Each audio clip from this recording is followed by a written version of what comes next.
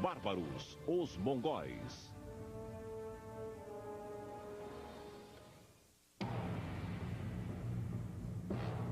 Era fim do século XII. Enquanto a Europa se afundava na Idade das Trevas, duas culturas criavam novos padrões de civilização. Eles eram os Estados Islâmicos da Pérsia e da Ásia Central. E mais para o Oriente, um trio de reinos fabulosos na China. Entre eles, havia um território vasto e inóspito, as estepes da Eurásia. Mas essa região árida era habitada. Povos nômades como tártaros, mongóis e outros sobreviviam em condições precárias. These are some of the coldest places on Earth in Mongolia. Temperatures 90 degrees below zero. So, for much of the year, they're fighting nature. It's a life with no margin of safety in it. Em 1175, os tártaros renovaram uma velha rixa com os mongóis. As duas tribos, tão similares no estilo de vida e nas crenças, eram divididas por rivalidades ancestrais, em um ciclo infindável de alianças, traições e vingança. Ocupados com sua disputa pessoal, eles ignoraram um inimigo comum, os ricos e poderosos Qin do norte da China. The Jin dynasty, their policy towards Mongolia was one really of divide and conquer. And Jin would employ the Tatars on raids against other nomadic groups, tribes, khanates that grew too large and too threatening. Os Qin perceberam sabiamente que os povos das estepes não os incomodariam enquanto brigassem entre si. Foi nesse período histórico que o grande conquistador mongol, Gengis Khan, apareceu no século XII. Mas ele não descendia de reis ou príncipes. Era um simples menino sem pai, cuja família lutava para sobreviver nas estepes. O nome de nascença de Gengis Khan era Temujin, ou ferreiro em mongol. Um nome apropriado já que a vida exigiria dele uma vontade de ferro. Em 1175, quando tinha apenas 9 anos, seu pai, o líder do clã, foi envenenado pelos tártaros. Genghis Khan's father, been an up-and-coming tribal chieftain. Perhaps if he'd lived, he might have become the next Khan of the Mongols. But as soon as he was poisoned, the widows of the previous Khan led the Mongols to desert the widows of Gisige, Genghis's father. And the result was that Genghis Khan was left on the steppe alone with his mother. Abandonada com os filhos, a mãe de Temujin só lhe pediu uma coisa: vingança.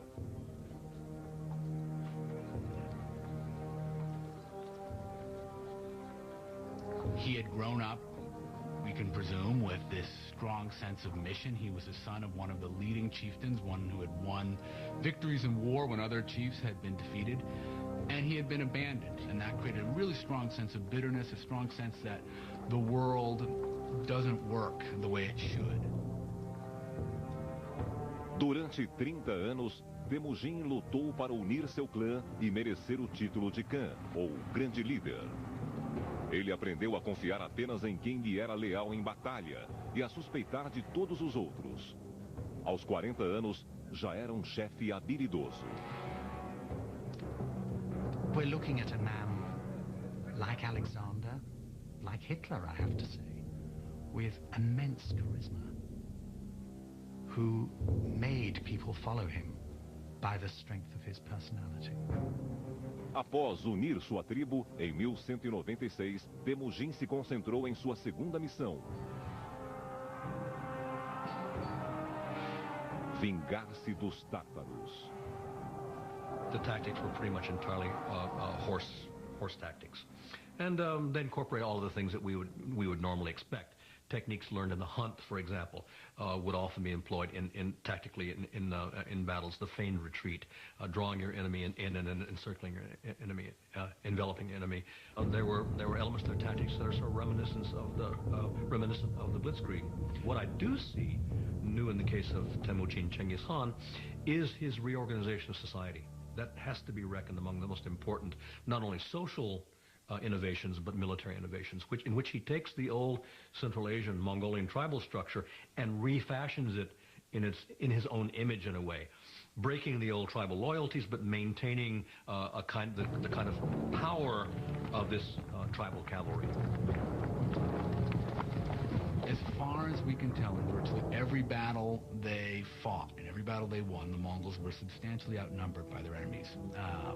But they were much more mobile because they had so many horses, and they were able to operate, it seems, in small tactical teams. No more than a few score at most. So the first thing you'd see if you were fighting the Mongols is they would seem to be everywhere. Oftentimes they would come at you in a single file, and suddenly they would just disperse, and suddenly they'd be all around you. That was really disturbing. Os inimigos eram subjugados pela perícia hípica e pelas táticas mongóis. Os adversários foram praticamente dizimados em apenas 2 anos. Só seus nomes entraram para a história. Mas era só o começo, pois Temujin já transformava seu exército na melhor cavalaria ligeira que o mundo já vira. And he does take revenge on the people who had inflicted so much hardship on his family, his larger family, and on his immediate family, namely the Tatars, who, when he finally defeats them, as the story goes, he has everyone taller than the axle of a wagon executed. So he decimates, he destroys this particular tribe. O ambicioso chefe tribal era um homem religioso. Ele reverenciava a ordem da natureza à sua volta. O solo era sagrado, os rios eram sagrados, mas acima de tudo estava o céu, protetor dos nômades. Para Temujin, as questões terrenas deviam refletir essa hierarquia, e apenas um homem deveria ser superior a todos os outros. Ele tinha certeza que estava destinado a ser esse líder. So he believed, on the one hand, that he was of a heavenly destined lineage.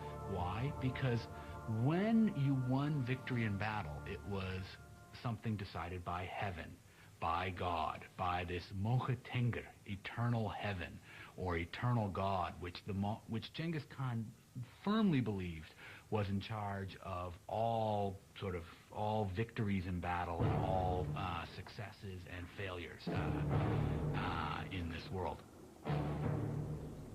Em 1206, conselho de tribos estépicas elegeu Temujin líder universal, ou Gengis Khan.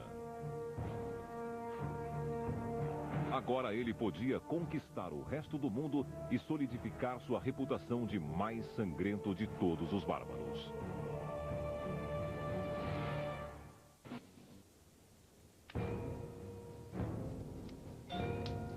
Determinado a vingar a morte do pai e convencido de que era dono de seu destino, em 1206, Gengis Khan trocou a obscuridade pelo cenário mundial. Ele era o Khan, o maior de todos os líderes das tribos nômades das estepes. Seu povo levava uma existência difícil em um meio ambiente brutal. This is a society that is perpetually on the move. So they're ready to bundle up shop in no time at all. So what does that say about how these people live, the tents they live in? They have a cane framework, and felts are tied or sewn onto these individual cane panels, and they can be set up inside 15 minutes and dismantled in the same sort of time. So the inside of yurts was incredibly dark and smoky because they only had a hole at the top and a hole at the doorway. And the doorway always faced south because the Mongols were superstitious that good news came from the south. You had felts on the floor, felts on the walls, so dark, dark, dark, and then everything permeated with smoke. What did they burn? There's no wood on the steppe. so it's dung. So it's smoke that's permeated with animal smell as well. Essa existência rudimentar moldou o caráter de Gengis Khan, e a sede de vingança de sua mãe definiu sua missão. Points to the very important role that Mongolian women played and still do play in Mongolian society, and that's a very important sort of formative episode in his whole life, because he becomes very attached to women, to his wife, to his mother. They figure very prominently, both figure very prominently later on when he distributes his territory and his soldiers among these people. Both women receive shares. So that's quite an important thing. She really holds the family. She's the cement of the family. No ano de 1206, o grande Khan tinha poder total nas estepes e voltou sua atenção para os prósperos e arrogantes membros do povo Xin. Os mongóis invadiram a China em 1211. Mas a nação ancestral considerava-os apenas um povo ignorante que queria criar problemas. Os chineses nem imaginavam o que iam enfrentar. Down in South China, the Song dynasty, the ethnic Chinese in South China often looked on the Mongols as possible allies. And they developed a very interesting view of the Mongols, that the Mongols were these very crude, barbaric, savage people, but they were uncorrupted, unspoiled. Em algumas horas de batalha, as tropas mongóis aniquilaram um enorme contingente chinês. Os nômades aprendiam rápido. Eles usaram a própria técnica chinesa para sitiar e invadir suas fortalezas. Sua fama de selvageria crescia. And then they start beating their drums. And these drums are carried by 4 people on ropes. And the mere sound of them drove people mad with fear. They brought with them the prisoners from the previous city that they captured and pushed them into the moat so that they could go over them, over the dead bodies at the city walls. And then they would slaughter every living thing, the very cats and the dogs.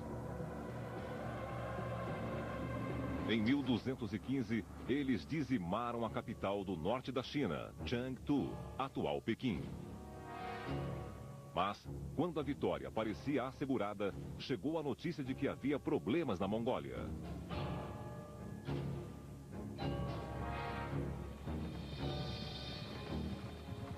Gengis Khan recebeu a informação a 1.600 quilômetros de sua terra natal, graças a um sistema de comunicação que mais tarde ligaria todo o Império Mongol. They developed very early on a system known as the YAM, which was basically the Pony Express. And 2 messengers would be sent out with special badges that they wore around their waist, showing that they were official emissaries of the government. And horses would be provided at post stations every 25 miles for these 2 to ride off carrying in their hands, literally, rolls with messages on them. Em 1218, os mensageiros levaram a Gengis Khan a notícia de que Kutlug, o Khan do clã Naiman, fomentava uma rebelião entre mongóis descontentes. O governo estava ameaçado pela deslealdade de seu próprio povo. Isso não podia ser tolerado.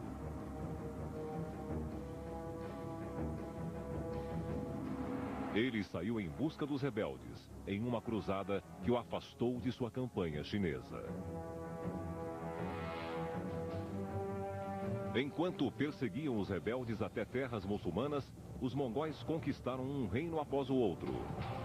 Antes de entrar em um novo território, Gengis Khan dava ao líder local a opção de entregar os conspiradores e render-se pacificamente. Mas, se houvesse resistência, ele avisava que não teria piedade. Certa vez, escreveu a um dos chefes: "O desastre também o alcançará." A campanha de vingança expandiu seu reinado até as fronteiras do antigo reino de Karazhan, atual Uzbequistão. Karazhan era um alvo atraente. Gengis Khan deteve sua marcha, pois aprendera algo novo. I think that the key moment in the career of Genghis Khan that lifted him from being a territorial chieftain in Outer Mongolia, and it's not accident that Outer Mongolia means the boonies, it means the back of beyond, that moved him from that to a player on the world stage, was when he began to realize that his territories were on the Silk Road and that he could change the fortunes of his people by trade. And so he sent a series of embassies to his nearest neighbor, the Sultan Muhammad, who was the ruler of the Eastern Islamic world. And those embassies were finally followed by a caravan of 1,500 camels. And I think that what happened there was that this particular camel caravan was so rich that it tickled the greed of the Muslim governor of the frontier post concerned at Otrar, and he simply seized it. This governor of this town, he saw this Mongol embassy of merchants coming, basically a trade mission come. He saw all the kinds of things that were in there, and he asked the Sultan Muhammad, what should I do with them? He was told. Implied they're spies. These Mongol envoys are spies. What should I do with them? Can I massacre them? And Sultan Muhammad said yes, and they were. Inabalável, Gengis Khan mandou segundo embaixador que também foi preso. Ele teve a barba cortada em público, ato humilhante, antes dele ser devolvido aos mongóis. A caravana de presentes, é claro, não foi devolvida. A última mensagem de Gengis Khan ao sultão Muhammad foi objetiva e seca. Você escolheu a guerra, ele escreveu. And it was that event, that greed, that breaking of the laws of interchange of ambassadors, of allowing merchants free run across frontiers, that caused the Mongol catastrophe, the catastrophe which, as one Russian chronicle says, left no eye open to weep for the dead. They came, they sapped, they plundered, they burnt, they slaughtered, they departed. This is an utter disaster for the civilized world, and it had that curious small trigger. Gengis Khan estava despreocupado enquanto se preparava para a guerra em 1219. Ele disse: o que tiver de acontecer, acontecerá. Só Deus sabe o que o destino nos reserva. Ao seguir sua missão divina, o Khan ensinou a seus inimigos uma lição terrível e continuou na conquista que destruiria tudo à sua frente, inclusive as riquezas e o conhecimento de toda uma civilização.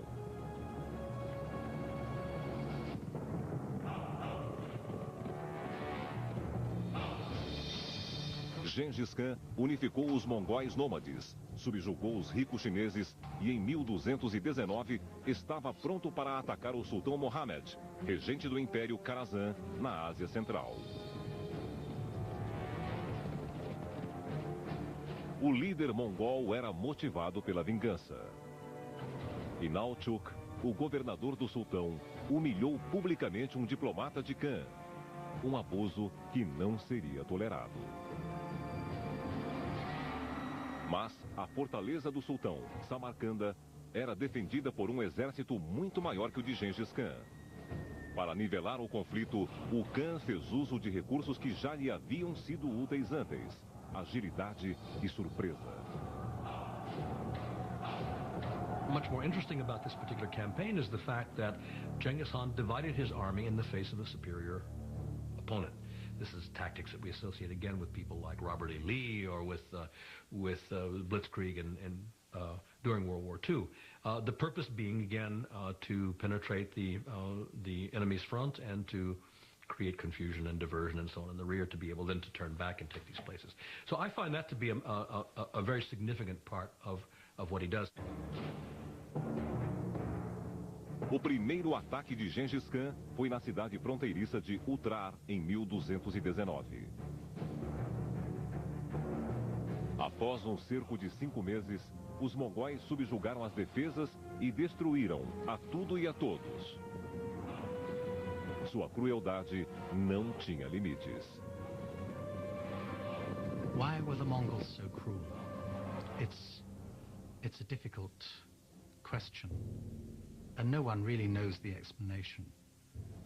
But the fact of it, I think, can't be doubted, that these were people who did not wage war in the ordinary way.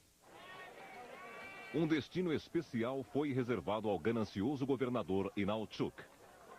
Ele sentiu na própria pele o significado do antigo provérbio mongol: restitua o que os outros lhe dão. Arrancado de seu esconderijo na cidadela, os mongóis o seguravam enquanto prata derretida era despejada em seus ouvidos e olhos.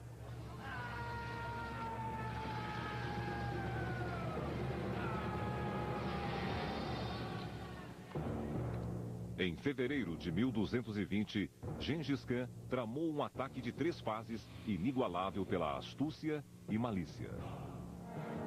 Inicialmente, 2 colunas de mongóis atacaram Karazhan por direções opostas, leste e oeste. Seu objetivo era fazer Mohammed pensar que essa seria a maior investida do ataque. Medieval armies in Europe and the Middle East had a very strong idea that retreating in the face of the enemy was humiliating. And so they really couldn't do it. And the other reason they couldn't do it was because, from the general's point of view, once you start retreating, everybody would think you've lost, and suddenly you would lose control of your army. Everybody would start running away. Oh, we've lost. We're running away. The Mongols would retreat. Then suddenly, as they're retreating, they'd suddenly break up, start going around again, and start shooting at you again. That was very disorienting for many armies. The constant hail of arrows that would be falling, that was a disorienting thing. Distraído pelos subterfúgios e truques dos mongóis, o sultão posicionou seus soldados ao longo de centenas de quilômetros de território ao sul de Samarcanda. Mas era no norte que Gengis Khan preparava seu ataque decisivo.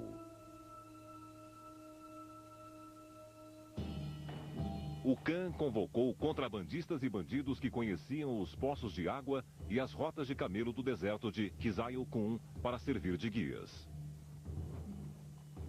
Eles conduziram o exército por 500 quilômetros de areias desérticas e escaldantes até a parte de trás do sultanato. Em março de 1220, Gengis Khan e seu exército emergiram do deserto que o sultão acreditava ser impenetrável, como personagens do pior dos pesadelos.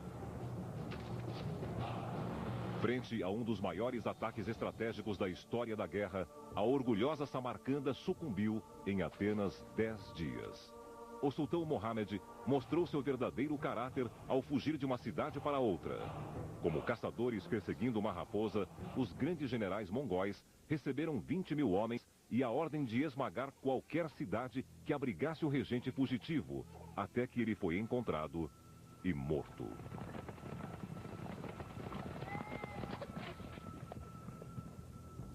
So it was not just a matter of beating an army in the field, but eradicating the power of a country to ground zero, so that there could be no recovery.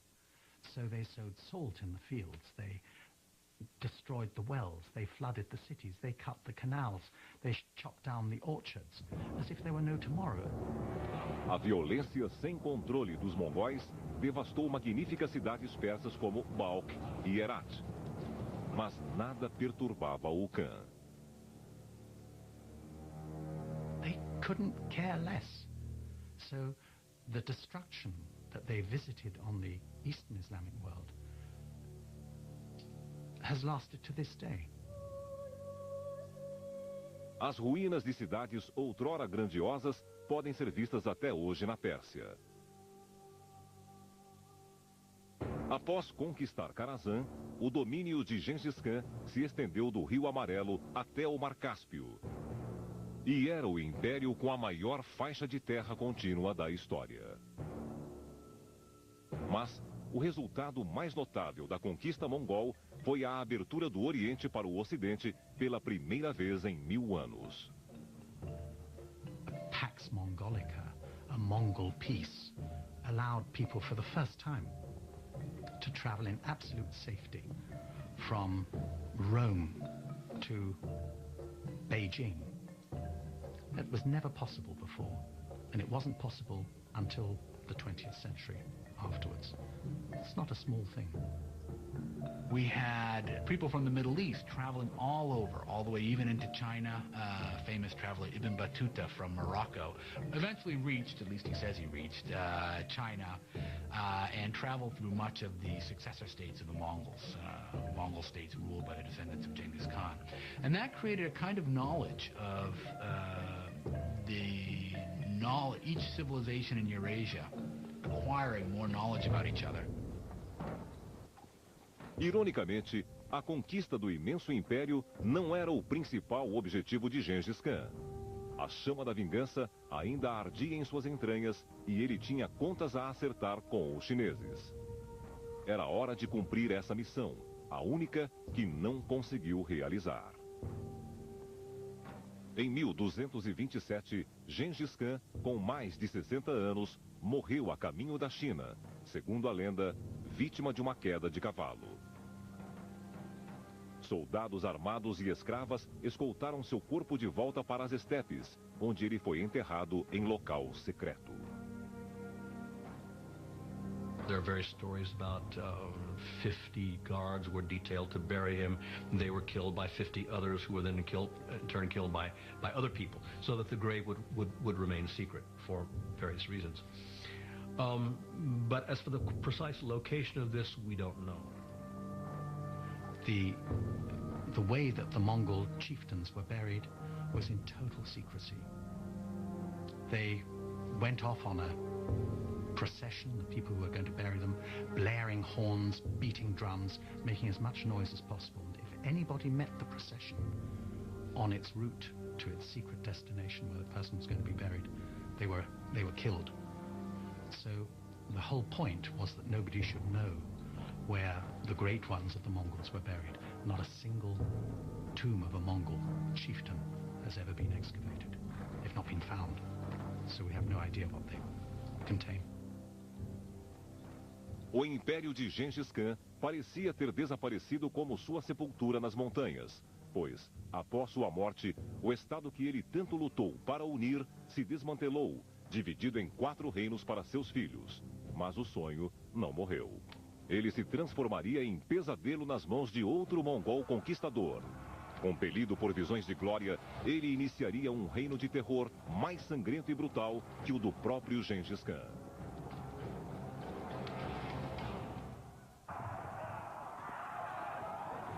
Dando sequência às conquistas, o Império dos Mongóis continuou a se expandir após a morte de seu líder em 1227. No Ocidente, a Horda Dourada, os descendentes de Gengis Khan, governava o sul da Rússia e o Kharazan. No extremo Oriente, o neto do Khan derrotou e uniu os 3 reinos da China. E na Pérsia, os mongóis se converteram ao islamismo, construindo fabulosas mesquitas para glorificar seu novo Deus.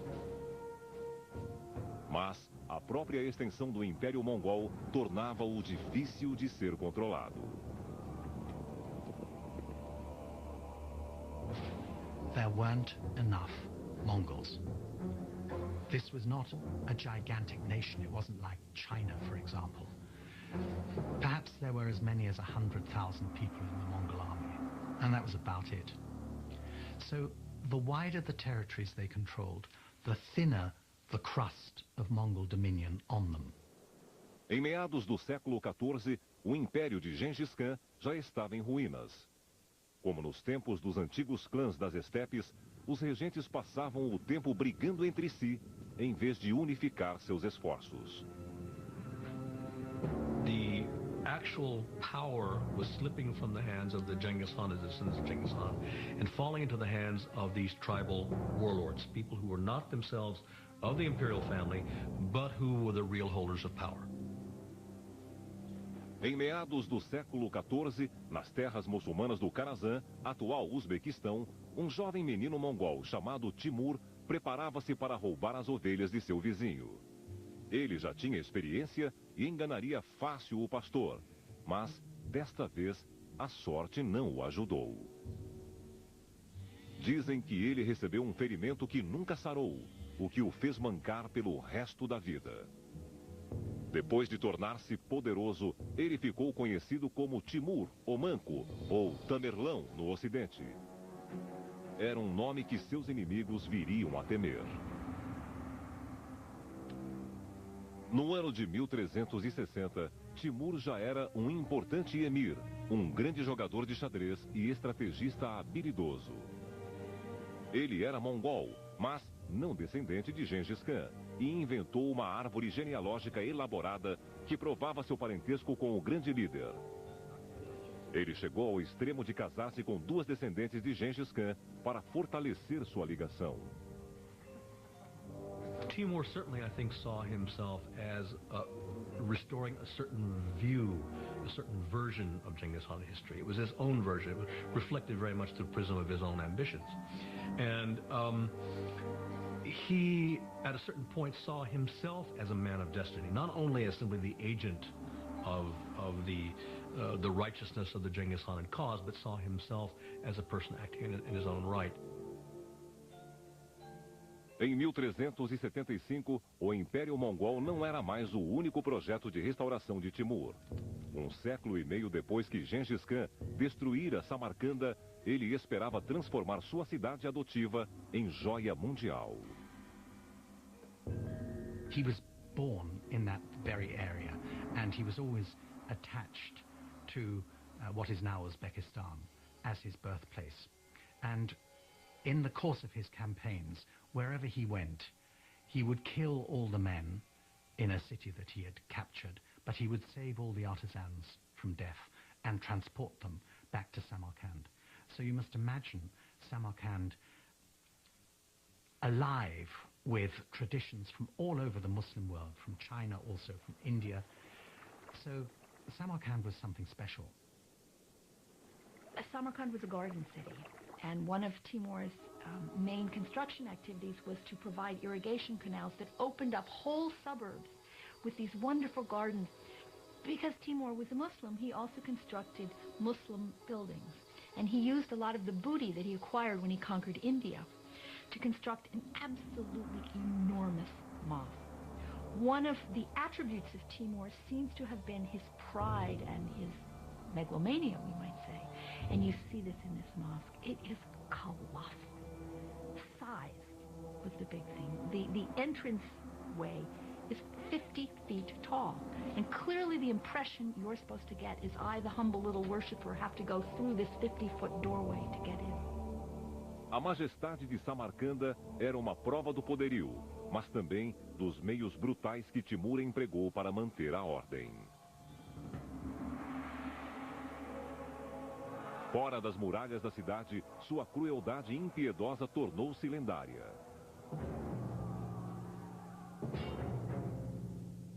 A partir de 1385, Timur começou a saquear todo o leste da Pérsia, assim como cidades do Azerbaijão, Geórgia, Armênia e do Cáucaso.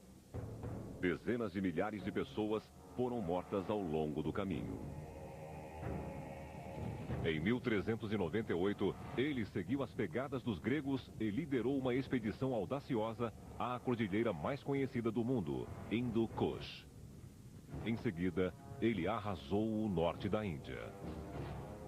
Mas, quanto mais o mongol ampliava seus domínios, mais difícil era controlar a população hostil. Quando os habitantes de Delhi rebelaram-se contra seus novos chefes mongóis, Timur inspirou-se nos horrores empregados por Gengis Khan e tratou-os com o mesmo rigor. The reports that he cut off the heads of his victims and piled them into huge heaps occur so often that one can't help wondering whether this is not accurate, and not just mere rhetoric, but it wouldn't account for the numbers, 70,000, 80,000. I think we're talking about psychological warfare, which is something that the Mongols had introduced. It's one thing to go to war. It's quite another to use terror as a weapon of war. And this is what Timur did. Timur built upon the legacy of Chinggis and used it effectively. He was more terrible in that sense that he slaughtered more brutally, more quickly, but always sparing the artisans. When they say he destroyed the city, that's somewhat of a metaphor, meaning he killed off enough people to make it look bad, and then he brought back from every city he conquers the best workers, the best artisans, the best engineers, the best products. A conhecida silhueta da Istambul moderna é um legado dos turcos otomanos, a única dinastia que impediu Timur de realizar o sonho de ter um império tão extenso quanto o de Gengis Khan. Em 1402, o Império Mongol alcançou as fronteiras inalteráveis do sultão otomano Bayezid. Os dois líderes eram orgulhosos e não se toleravam. Timur chegou a sugerir que a mãe de Bayezid levava uma vida suspeita, insinuando que ela seria prostituta. Para Bayezid foi a gota d'água. À frente de um dos melhores exércitos do mundo, o sultão deixou sua fortaleza de Ankara para enfrentar a força muito menor do Khan mongol. Confiante e imponente, ele não conhecia a astúcia de Timur.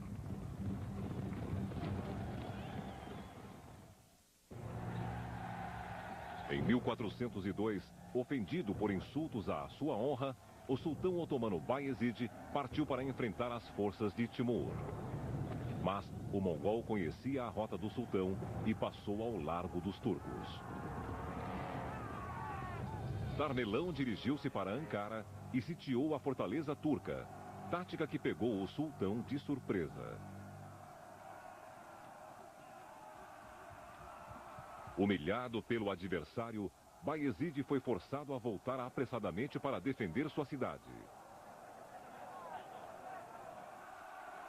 Mas seus soldados, cansados da marcha, não conseguiram resistir aos mongóis que os aguardavam. Para piorar a situação, um batalhão turco desertou para o lado mongol ao ver um de seus príncipes lutando por Timur.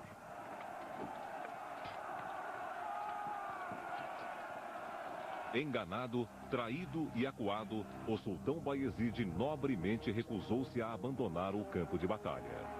Ele estava determinado a lutar até o fim, mas foi capturado e aprisionado pelos mongóis. A derrota otomana pode ter agradado a Timur, mas foi muito mais apreciada pela Europa cristã.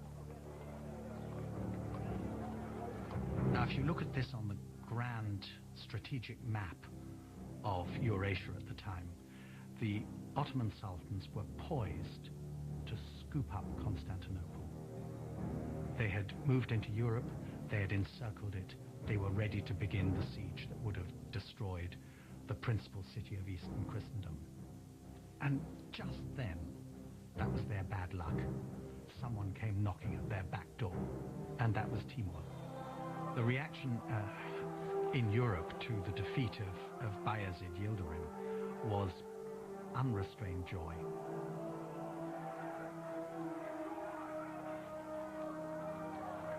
Com a derrota dos otomanos em 1402, o Império de Timur quase alcançou o de Gengis Khan em extensão e influência. Mas o voraz conquistador continuava insatisfeito. Para garantir seu lugar na história, ele precisava superar seu herói.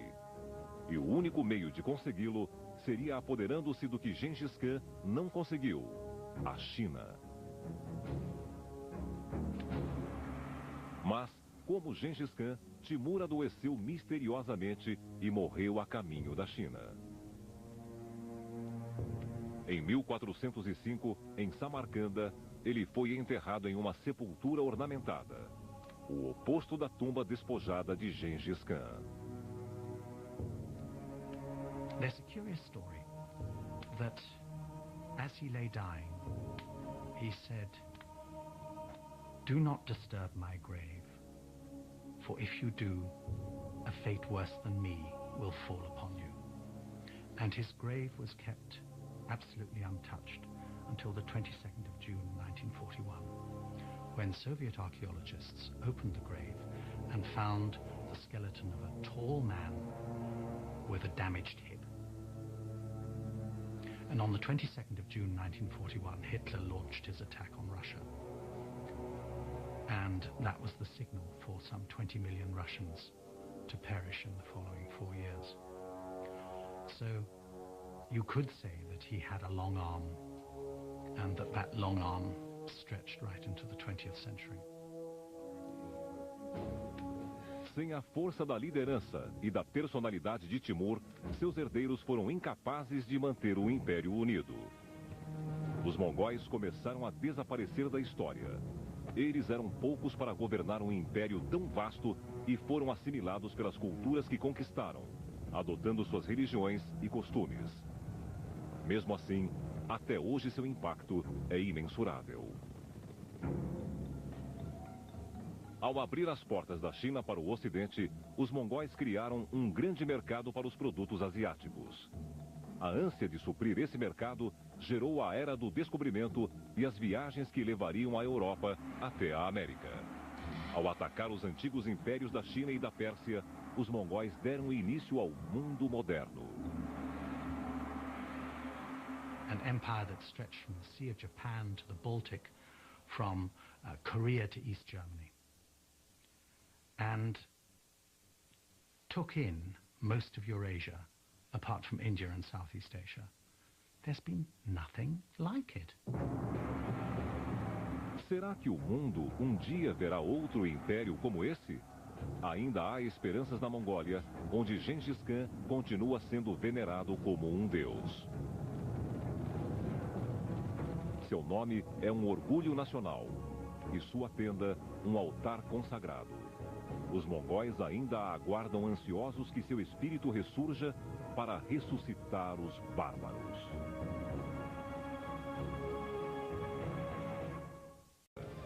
Bárbaros, os mongóis.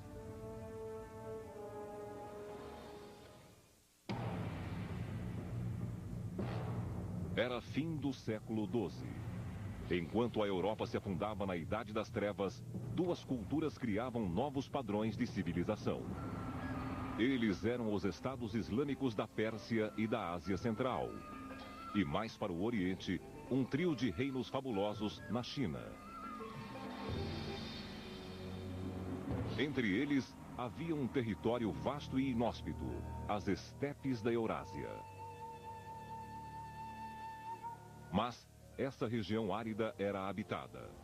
Povos nômades como tártaros, mongóis e outros sobreviviam em condições precárias. These are some of the coldest places on Earth in Mongolia.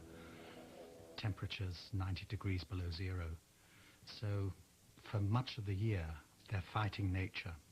It's a life with no margin of safety in it. Em 1175, os tártaros renovaram uma velha rixa com os mongóis. As duas tribos, tão similares no estilo de vida e nas crenças, eram divididas por rivalidades ancestrais, em um ciclo infindável de alianças, traições e vingança. Ocupados com sua disputa pessoal, eles ignoraram um inimigo comum, os ricos e poderosos Qin do norte da China. The Jin dynasty, their policy towards Mongolia was one really of divide and conquer. And Jin would employ the Tatars on raids against other nomadic groups, tribes, khanates that grew too large and too threatening. Os Qin perceberam sabiamente que os povos das estepes não os incomodariam enquanto brigassem entre si. Foi nesse período histórico que o grande conquistador mongol, Gengis Khan, apareceu no século XII. Mas ele não descendia de reis ou príncipes. Era um simples menino sem pai, cuja família lutava para sobreviver nas estepes. O nome de nascença de Gengis Khan era Temujin, ou ferreiro em mongol. Um nome apropriado já que a vida exigiria dele uma vontade de ferro. Em 1175, quando tinha quem lhe era leal em batalha e a suspeitar de todos os outros. Aos 40 anos, já era um chefe habilidoso. We're looking at a man like Alexander, like Hitler, I have to say, with immense charisma, who made people follow him by the strength of his personality. Após unir sua tribo, em 1196, Temujin se concentrou em sua segunda missão: vingar-se dos tártaros. The tactics were pretty much entirely horse tactics, and they incorporate all of the things that we would normally expect. Techniques learned in the hunt, for example, would often be employed tactically in battles. The feigned retreat, drawing your enemy in and encircling your enemy, enveloping enemy. There were elements to their tactics that are sort of reminiscent of the Blitzkrieg. What I do see new in the case of Temujin Genghis Khan is his reorganization of society. That has to be reckoned among the most important, not only social innovations, but military innovations, in which he takes the old Central Asian Mongolian tribal structure and refashions it in his own image in a way, breaking the old tribal loyalties, but maintaining the kind of power of this tribal cavalry. As far as we can tell, in virtually every battle they fought, in every battle they won, the Mongols were substantially outnumbered by their enemies. But they were much more mobile because they had so many horses, and they were able to operate, it seems, in small tactical teams. No more than a few score at most. So the first thing you'd see if you were fighting the Mongols is they would seem to be everywhere. Oftentimes they would come at you in a single file, and suddenly they would just disperse, and suddenly they'd be all around you. That was really disturbing. Os inimigos eram subjugados pela perícia hípica e pelas táticas mongóis. Os adversários foram praticamente dizimados em apenas 2 anos. Só seus nomes entraram para a história. Mas era só o começo, pois Temujin já transformava seu exército na melhor cavalaria ligeira que o mundo já vira. And he does take revenge on the people who had inflicted so much hardship on his family, his larger family, and on his immediate family, namely the Tatars, who, when he finally defeats... Apenas 9 anos, seu pai, o líder do clã, foi envenenado pelos tártaros. Genghis Khan's father, been an up-and-coming tribal chieftain. Perhaps if he'd lived, he might have become the next Khan of the Mongols. But as soon as he was poisoned, the widows of the previous Khan led the Mongols to desert the widows of Gisige, Genghis's father. And the result was that Genghis Khan was left on the steppe alone with his mother. Abandonada com os filhos, a mãe de Temujin só lhe pediu uma coisa: vingança.